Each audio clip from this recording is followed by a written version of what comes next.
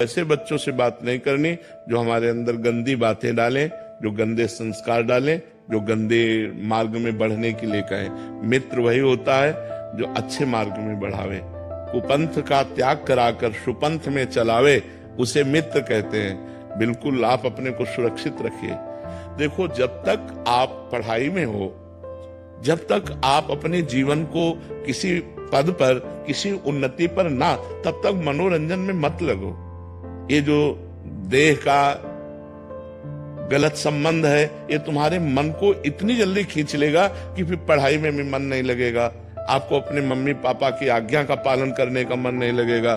धीरे धीरे आप व्यसन में उतर जाएंगे, धीरे धीरे आप गंदे आचरणों में उतर जाएंगे। तो जो आप हमारे देश में आकर के कोई उन्नति करने वाली थी, वो आपसे नहीं फिर हो पाएगी। देखो, हमारे देश में आजकल माताओं बहनों का बहुत बड़ा स्थान है। जब आप गलत विचारों में फंसोगे तो एक दूसरे के विचारों का आकर्षण होगा और वो तुम्हारे चिंतन पर दबाव डालेगा, चाहे वो कामासक्त करके, चाहे वो काम क्रीड़ा के बाद का दबाव। वो दबाव आपको धीरे धीरे व्यसन की तरफ ले जाएगा और व्यसन का दबाव पतन की तरफ ले जाएगा।